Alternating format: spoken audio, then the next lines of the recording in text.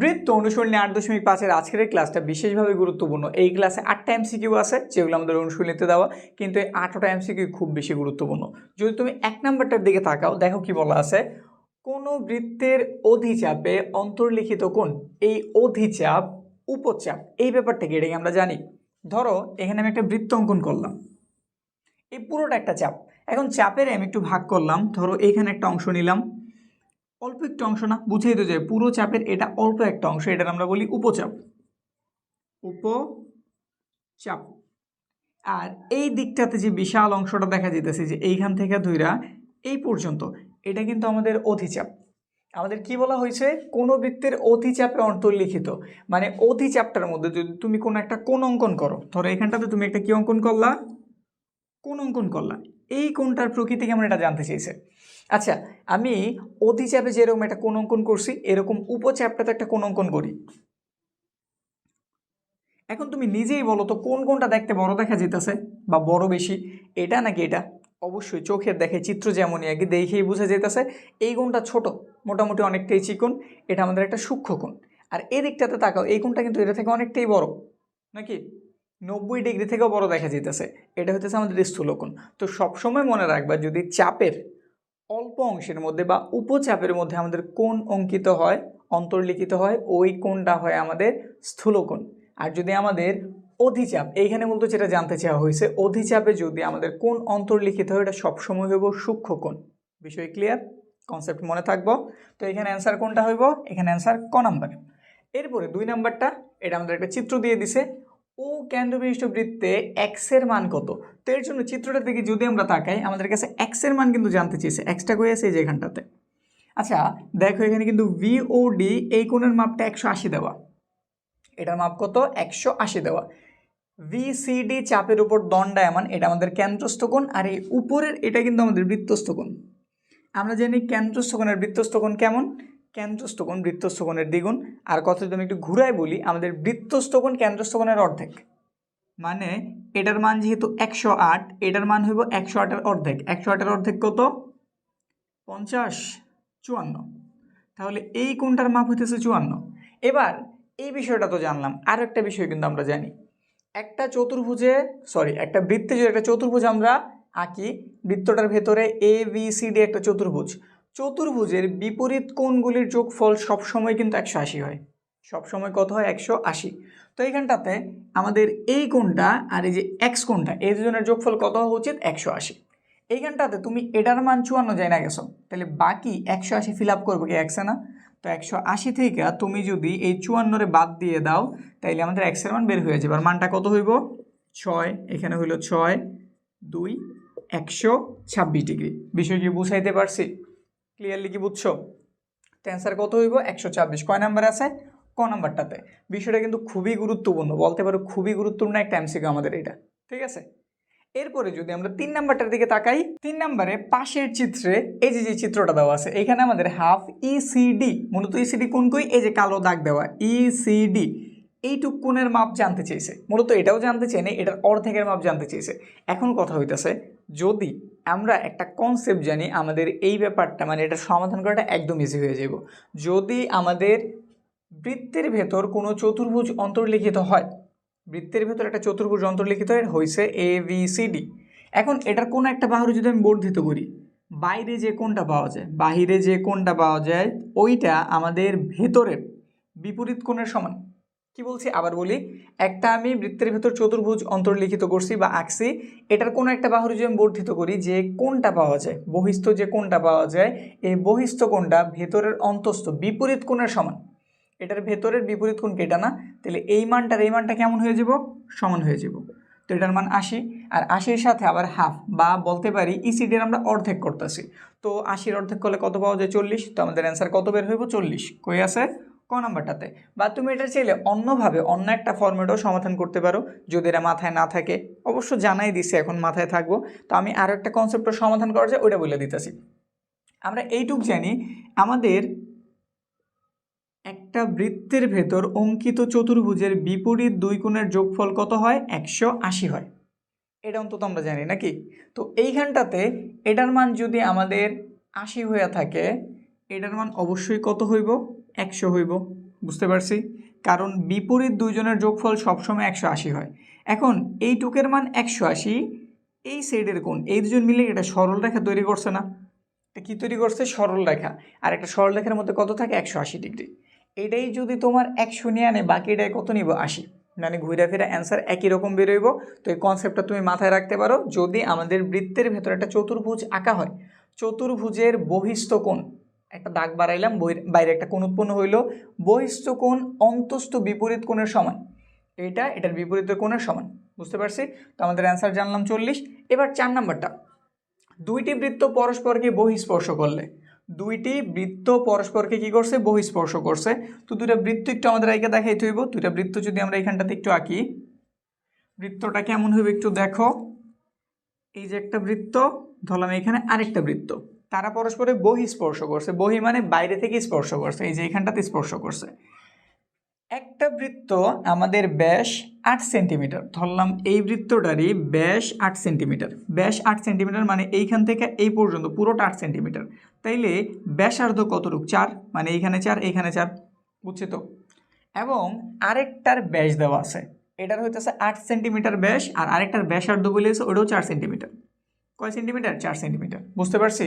এটার ব্যাস দিয়ে দিছিল 8 সেন্টিমিটার, যেটা আমি অর্ধেক করে এদিকে 4 লিখছি, এদিকে 4 লিখছি।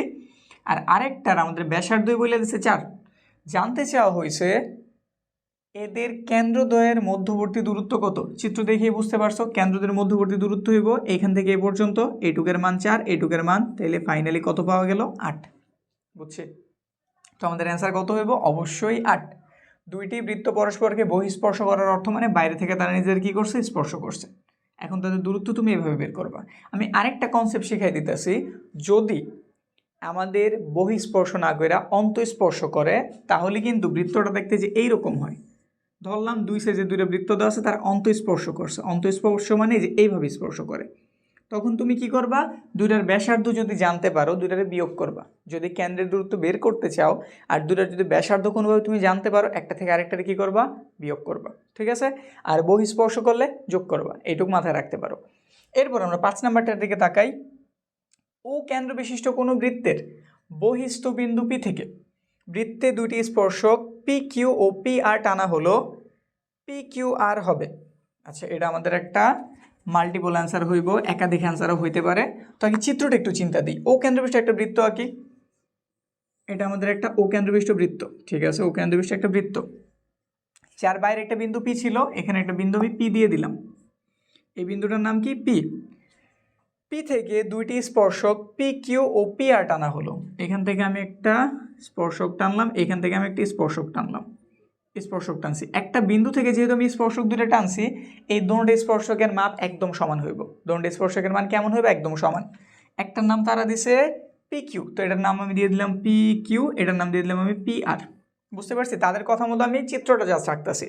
ও কেন্দ্রবিষ্ট একটা বৃত্ত আঁকছি, যার বাইরে একটা বিন্দু পি ছিল, আঁকছি।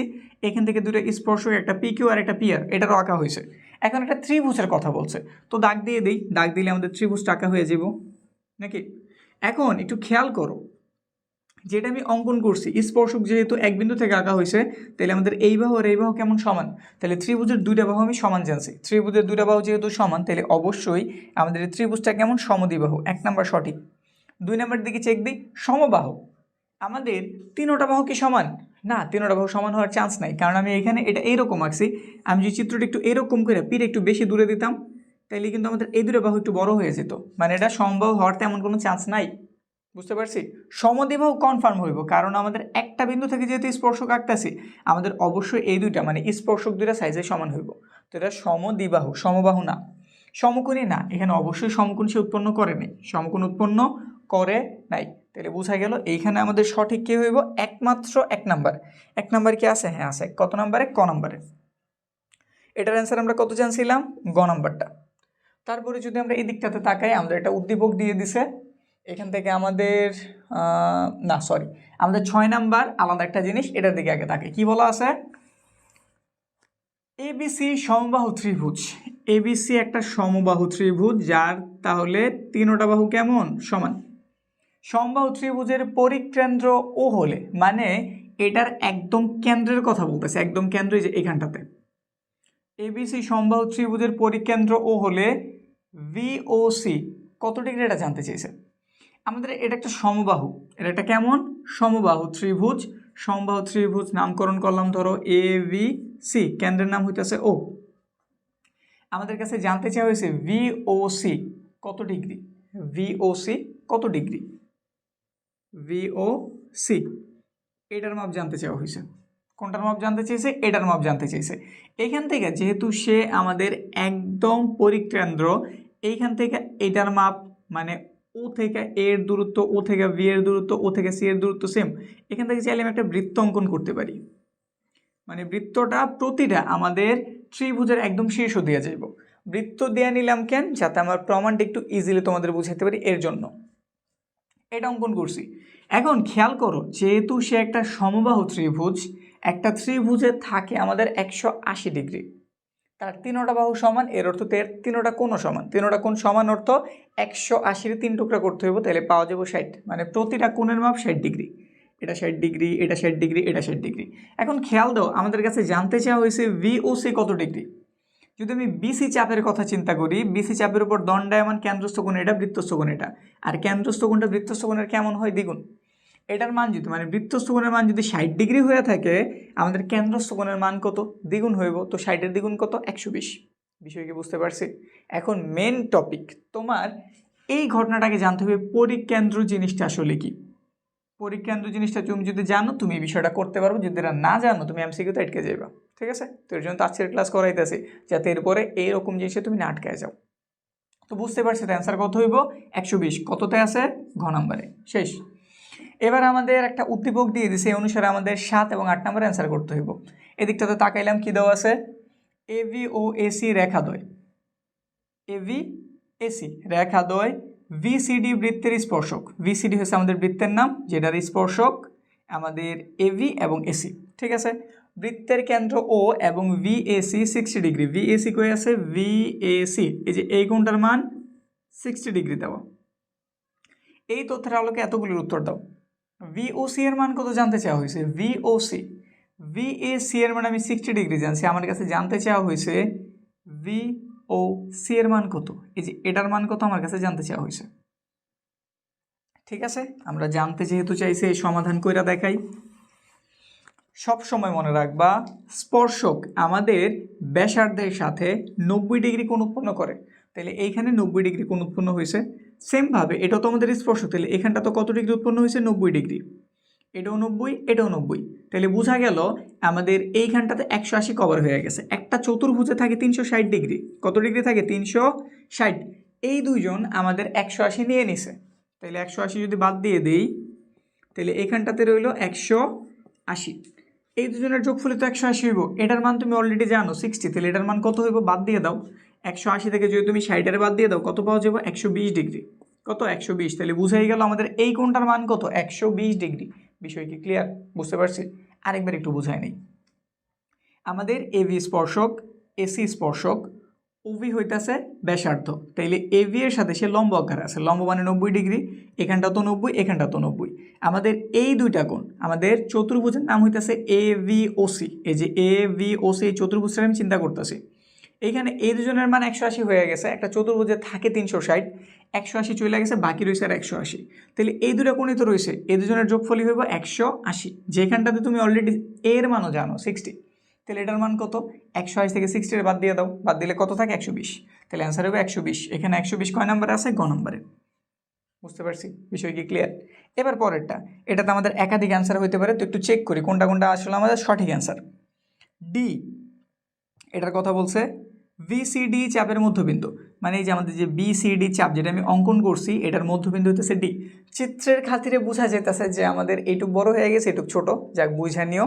চিত্র আমার এমন হয়েছে, কিন্তু হওয়া উচিত ছিল ডিটা একদম মিডলে, মানে এমন একটা জায়গা হলে ঠিকঠাক ছিল। বুঝতে পারছি? আমাদের VDC চাপের মধ্যবিন্দু যদি ডি হয়ে থাকে, নিচের কোন কোন তথ্যগুলি সঠিক বের করতে বলছে। এখানে বলছে VDC কই আছে, VDC এটা VAC এর সমান। কার সমান, VAC এর সমান। আমি VAC এর মান 60 জানি। এখন যদি কোনোভাবে আমি এটার মানটাও বের করতে পারি, তাহলে কিন্তু কাজ হয়ে যায়। আর আমরা মাত্রই উপরেরটায় প্রমাণ করছি, এটা ছিল 120, এটা ছিল কত, 120 ডিগ্রি নাকি। এখন তুমি যদি এই ভিসি চাপের কথা চিন্তা করো, এই যে এই চাপটার কথা চিন্তা করো, একটু ভালো মতো খেয়াল করো, হয়তো দাগাদাগি অনেক হয়ে গেছে কিন্তু একটু খেয়াল দিতে হইব, নাহলে বোঝা যাব না। আমাদের এই ভিসি চাপের উপর দণ্ডায়মান কেন্দ্রস্থ কোণ কিন্তু এটা বিওসি, এটা। আর বৃত্তস্থ কোণের নাম কি? ভিডিসি। আমরা জানি কেন্দ্রস্থ কোণ আর বৃত্তস্থ কোণের মধ্যে একটা সুন্দর সম্পর্ক আছে। কেন্দ্রস্থ কোণ থেকে বৃত্তস্থ কোণ যদি বের করতে চাই, জাস্ট অর্ধেক করে দিই, মানে এটার মান যা তারা যদি আমি অর্ধেক করি বা 2 ভাগের 1 ভাগ নেই, তাহলে কিন্তু আমাদের বৃত্তস্থ কোণের মান পাওয়া যায়। তো এটা 120 ছিল, অর্ধেক করছি, এটার মানও কত বের হয়ে গেছে? 60। তো বোঝা গেল এটার মানও 60, এটার মানও 60, 1 নাম্বার তাহলে আমাদের সঠিক। ক্লিয়ার বিষয়? পরেরটা আমাদের এইখানটাতে ভিএসি এর মান আমি কত জানছি? 60 জানছি। ভিওসি এর মান কত? ভিওসি এর মান কিন্তু 120। ভিওসি এর মান 120। 120 এর সাথে তুমি যদি হাফ গুণ করো বা 120 এর তুমি যদি ভাগ করো, কত পাওয়া যাবো? 60। তো এটার মানও 60, এটার মানও 60, তাহলে বোঝা গেল এটাও সঠিক। এটাও কি সঠিক? বিষয় ক্লিয়ার একদম। এবার ফাইনালি ভিওসি, বিওসি এটার মান কত? 120। ভিওসি এর মান 120। আর আমাদের দেখাইতে বলছে ডিভিসি, কই আছে ডিভিসি? ডিভিসি পাইছি তো, ডিভিসি রে, ডিভিসি এই যে কোনটার কথা বলছে, এই কোনটা, এবং আর কোনটার কথা বলছে? ভিসিডি। ভিসিডি এই দুজনের যোগফল, এই দুজনের যোগফল 120 হয় কিনা এটা আমাদের দেখাইতে বলছে। এখন একটা সহজ হিসাব করি আমরা। এই ত্রিভুজটা একটু চিন্তা করি, এই যে ত্রিভুজটা শুধু কালো করছে একটু ঢেউ দিয়া, এটার চিন্তা করি। আচ্ছা এই কোণের মানটা আমরা কত জানছি? 60। তাহলে বাকি এইটার আর এইটার এই জনের যোগফল কত হইব? একটা ত্রিভুজে কনফার্ম 180 ডিগ্রি থাকে, এটা নিয়ে তো কোনো দ্বিমত নাই, আছে কি? একটা ত্রিভুজে যেহেতু 180 ডিগ্রি থাকে, আমাদের এইটাই 60 নিয়ে নিছে, তাহলে বাকি এইখানটাতে কত আছে? 180 থেকে যদি 60 চইলা যায়, তাহলে কত থাকে? 120 থাকে না? তাহলে বোঝা গেল এর জনের যোগফল অবশ্যই 120। আর আমাদের এখানটাতে ভিওসি তার মানও কত? 120। তাহলে বোঝা গেল দোনো জনের মান ঠিকঠাক আছে, সমান করতে পারছি। বুঝতে পারছি? একটু হিবিজিবি বেশি হয়েছে জটিলতা, কিন্তু আচ্ছা রাখি বুঝাইতে পারছি। তো আমাদের অ্যান্সার এটাও। তাহলে ফাইনাল অ্যান্সার কোনটা হইব? ঘ নাম্বারে 1, 2 এবং 3। বুঝতে পারছি? একদম ক্লিয়ার করতে পারছি না? আমাদের এই রিলেটেড এই টাইপের অনেকগুলি প্রশ্ন তুমি বোর্ডে পাইবা, একটু হয়তো মান এলোমেলো করতে পারে, কিন্তু কনসেপ্ট কিন্তু এটাই। তো এই বিষয়গুলো তুমি যদি ভালো মতো মনে রাখতে পারো, এমসিকিউতে খুব একটা দুর্দান্ত কিছু করতে পারবা। আমাদের একটা কোর্স আছে যেখানে আমরা কিছু বাদ দিই না, একদম গোয়েন্দের সব কিছু করাই নিছি। যদি ভর্তি হতে চাও ডিসক্রিপশনে যাও, অ্যাডমিশন ফর্ম আছে। আর কিছু যদি জিজ্ঞেস করা থাকে আমাদের হোয়াটসঅ্যাপ নাম্বারটাও আছে। তো আজকের ক্লাসটা এই পর্যন্ত, দেখা হচ্ছে সামনের ক্লাসে।